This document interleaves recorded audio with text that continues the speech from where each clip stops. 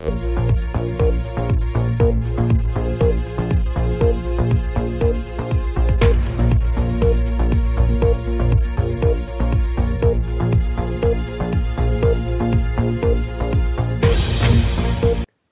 الله والسلام عليكم، مرحبا بكم في قناتكم مريم ديزات.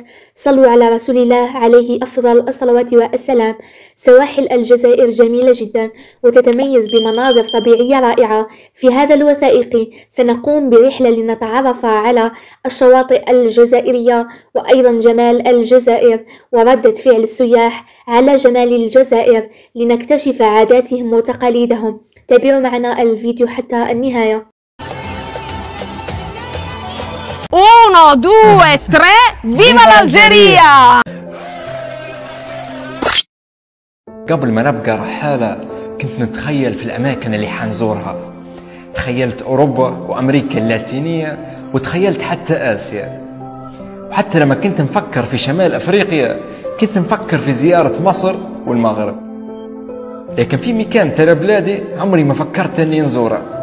البلاد هذه اسمها الجزائر. لكن لما جيت هنا ندمت اني قعدت الفترة هذه كلها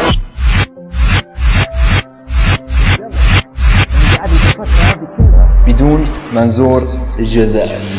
اليوم حنقول لكم علاش حبيت المكان هذا. شوف، الموضوع بسيط جدا. اول سبب واهم سبب هو الناس هنا سكنوني بيوتهم. الناس هنا يحرجوا فيا بكرمهم، نتعارك معهم على حساب، ما يبونيش تحط يدي في جيبي. الناس هنا عزموني وشاركوني افراحهم. اللحظات الاخيره للعريس قبل ما يدخل القفص الذهبي.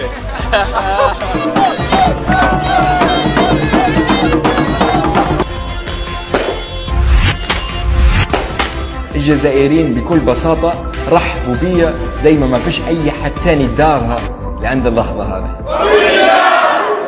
الناس هنا عرفوا كيف يوروني مدنهم وعرفوا كيف يخلوني نحبها. ثاني حاجة عجبتني في الجزائر هي التنوع الرهيب اللي عندهم. الجزائريين بكل بساطة عرب، طوارئ، أمازيغ، بني مزاب، قبائل، وعندك تنوع في الثقافات وفي العادات. انت لي دوك ولا لا؟ مش انت. وحتى في اللغة. أما التنوع في الوكال الكسكسو أنا حاجة عامة في أغلبية المدن، ما تفهمونيش غلط، الكسكسو مش عادي، لكن عندهم أكلات تانيات يتميزن بهن مناطق مختلفة. في حاجات متعتها بس إنك تجربها، وفي حاجات زي الصفيطي والشخشوخة حتدمنهن. هذا قاعد صفيطي، هذا كله صفيطي؟ هذا قاعد صفيطي. الجوزية هذه من حلوى تقليدية مشهورة هنا في قسنطينة، وشفت محلات بزاف يديروا في الجوزية. وجدات شوفوا كل وحدة ما تعرضناش بشوية. أنا أحبها ديركت. شنو رايك؟ هذا رويسية زيد وحدة ثانية تقدرش توقف. ثالث حاجة الطبيعة. من قبل لما نسمع الجزائريين يقولوا عن الجزائر البلد القارة كنت نحسابهم يبالغوا. في هنا في البحر، في جبل، في الثلج، في الصحراء. أنا قعدت شهر كامل في الجزائر، زرت فيه 8 ولايات، لكن نعتبر روحي ما زرتش 8% من القارة الجزائرية. عشان هيك لي ردة للجزائر في المستقبل أكيد. الجزائر هي أكبر دولة في أفريقيا، تشكل الصحراء أكثر من 80% من مساحتها. يا ما شاء الله، الله يبارك، يدوم عليكم عزكم وهناكم وبلادكم مريحة إن شاء الله ديما للزين والأحسن إن شاء الله. الليبيين اللي يحب يجي للجزائر أهلا وسهلا بيه، تضيفوه أهل الجزائر حتى فيه وما عندهاش فلوس. أهل الجزائر تستقبله. جمال الجزائر روعة جمال شنو نقول خلاب ممتاز. لقد شكلت سفوح جبال الأطلس خط الساحل الجزائري، أما البحر فيجعل المناخ معتدلا ويؤمن طعاما وافرا. سمي البلد بأكمله على اسم العاصمة الجزائر التي تبدو شبه مهجورة في الليل، لكن خلال النهار ترقى إلى لقبها الجزائر البيضاء، كما سماها الفرنسيون أثناء حكمهم الاستعماري. على مسافة بضعة أميال فقط من الساحل تبدأ السهوب الجزائرية. شكلت الأغنام والماعز أهم الموارد الحيوانية، فالجبن المصنوع من حليب الأغنام تقليد قديم في الجزائر.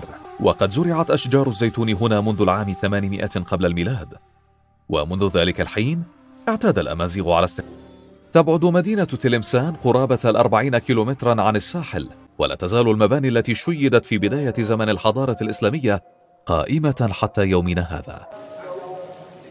شيد قصر المشور وسط المدينة في القرن الثالث عشر، وكان مقرا للسلاطين الذين حكموا مملكة تلمسان. ويفتخر سكان هذه المدينة بكنز. مدينة قسنطينة شرق الجزائر مذهلة، تقع على هضبة ضخمة مع انخفاض حاد على أحد الجانبين يشقه في القرن الثاني عشر من قبل الرومان.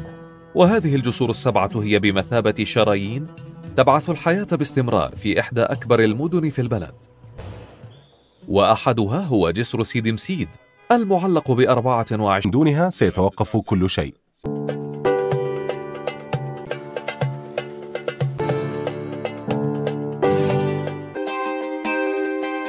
ومقام الشهيد على شكل 3 أوراق نخيل منتصبة هو نصب تذكاري لشهداء الثورة الجزائرية.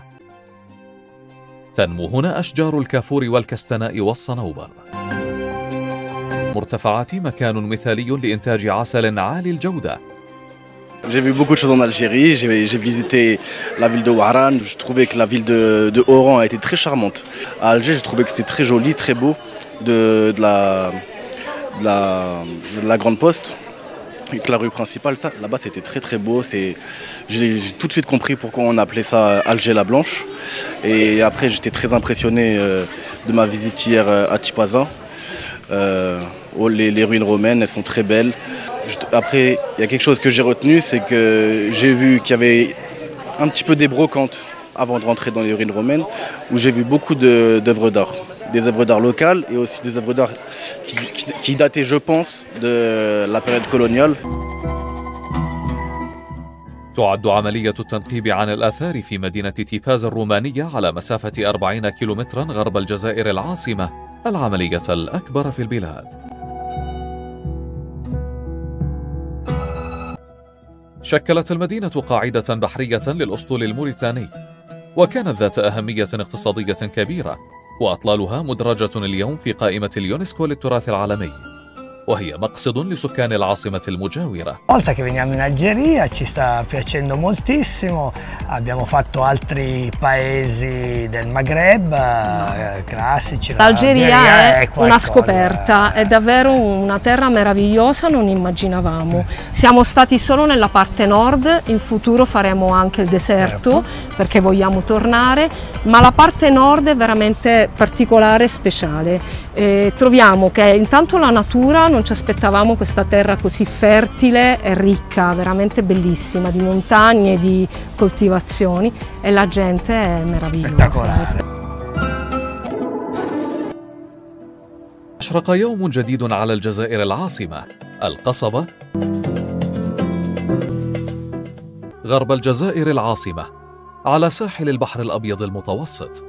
لا يزال الموقع الذي أنا مندهشة مما تشاهده عيناي.